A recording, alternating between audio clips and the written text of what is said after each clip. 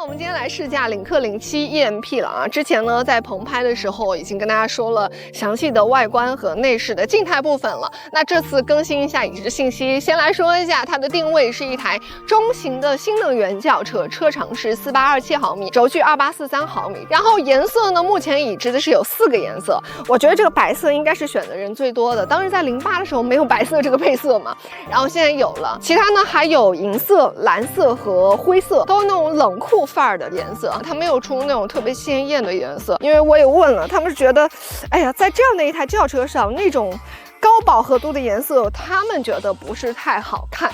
是这样子的。如果说你们有其他的需求，也可以评论区留言，这个都还是很有想象空间的。还是隐藏式的水切，然后无边框的后视镜，这个风格呢，都还是沿承了08的设计语言，我觉得是很好看的。然后我非常喜欢 C 柱的这一条金线一直延伸上来，这个部分争议还挺大的，但我觉得看习惯了，你会觉得这个屁股真的挺性感的，厚重的这种感觉是我喜欢的风格。充电它也是支持快充的，还有它有6000瓦的对外放电，包括它也有车对车的充电，6.6千瓦的。我还问了，它是支持给别的品牌去充电的，所以你拿它去给比亚迪充也是 OK 的。后备箱空间，我觉得整体呢，如果说你家用来说，放东西是完全 OK 了，只不过它的开口其实是比较扁的，但是宽度是足够了，你就是把这个东西放下来之后往里推就可以实现了。现在有点乱，但是空间足够，大家相信我。我们去看内饰。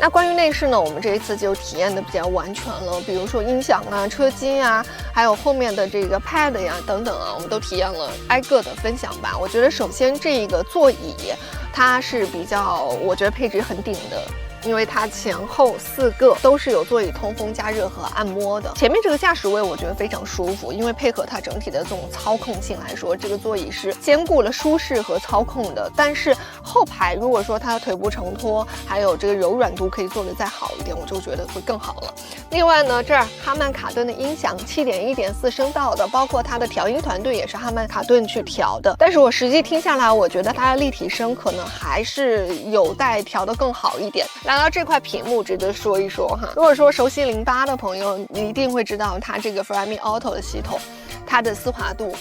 成像，包括它的这个一镜到底的感觉，我觉得都还是不错的。用的是2颗龙音1号的芯片，包括底下的这个 Smart Bar， 你是可以自定义拖拽的。如果说你有魅族手机的话，你还可以和它手车互联，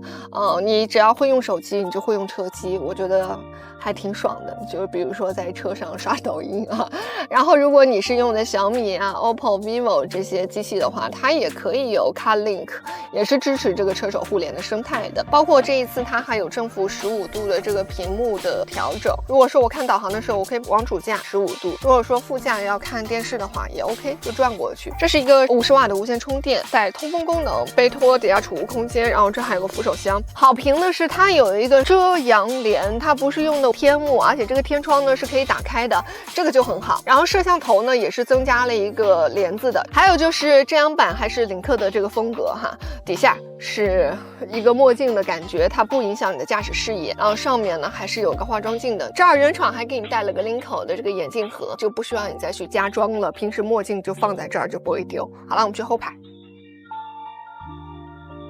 那整体的空间表现我觉得已经很好了，前面还有这么多，然后头顶呢，它应该是为数不多的新能源轿车里头顶空间表现得非常好了，男生坐在上面也还是会有一些富裕的，因为它这一个是做了掏空，还有它从外观上来说，它也是把 C 柱调高了这样的一个设计。那另外呢，领克是现在汽车市场里唯3的一个可以有 pad 的生态互联的车企，华为可以，小米可以，然后只有领克可以。它这个 Co-Pad 是魅族去开发的，魅族来提供的。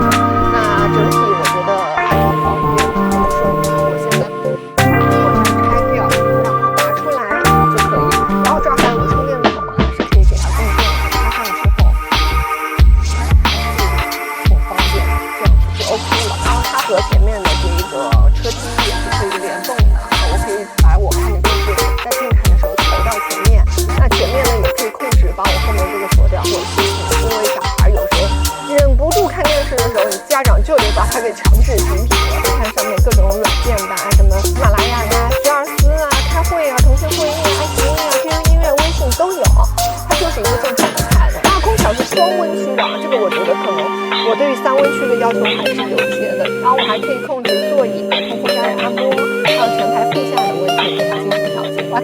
置导航，然后投到前面。所以这个生态我觉得还是非常的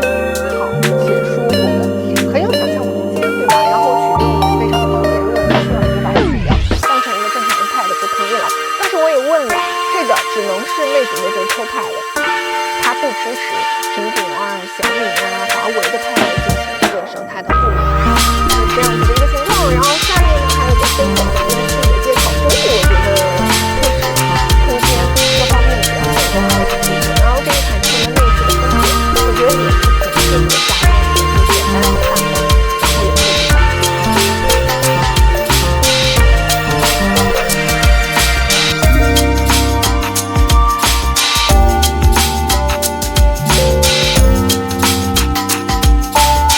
这一套动力系统呢，是一个 1.5T 4缸的发动机，最大的功率120千瓦，热效率就还不错。然后再加上 P1+P3的双电机这样子的一个混动的构成，总体的综合的功率是280千瓦，6.5秒的0-100加速。就这个动力来说，我觉得在混动车型里算是一个比较好的表现了。它的这个整体的这个混动的标定我觉得分3个类别吧。比如说你88公里每小时的时速以下，它是以纯电驱动为主的，那这样你开起来的平顺啊、动力啊、感受都会更好，包括能耗。然后到88公里时速以上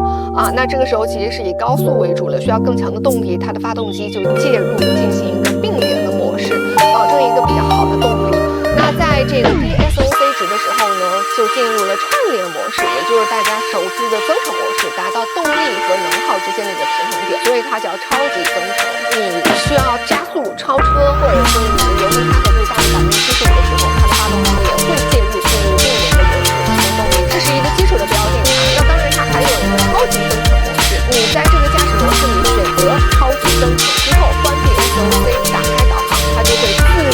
进行整体的混动的控制。它有个类似于大脑一样的东西，他们测试了一下，打开超级增程并且打开导航，它有提前的这个道路规划的时候，它会比不开节约大概10%到15%的能耗，所以它还是我觉得比较聪明的一套混动逻辑。然后整体我开起来，今天快的、慢的、骑车的我都感受过，我觉得没有感觉到那种好像很突兀的换挡的那种顿挫感，就整体开起来很平顺，然后很舒服这样子的一种感受。如果是你强制保电，然后把 SOC 值调到比如说80%、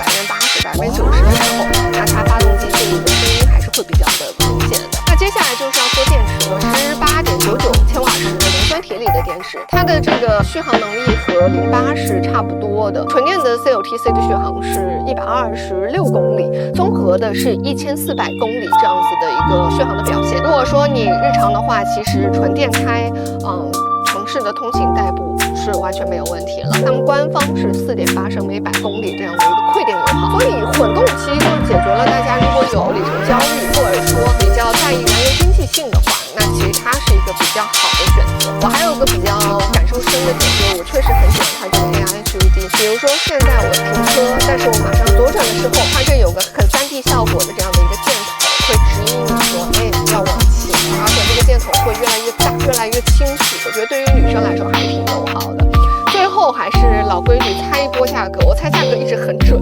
我之前在澎湃的时候猜的是17.77万元，但是我现在试驾了之后，我觉得最终上市的价格可能会比我猜的还有进一步的惊喜。那大家可以期待一下，它的预售是在北京车展的时候，上市我相信也快了。如果大家感兴趣的话，可以关注一下。就这样，拜拜。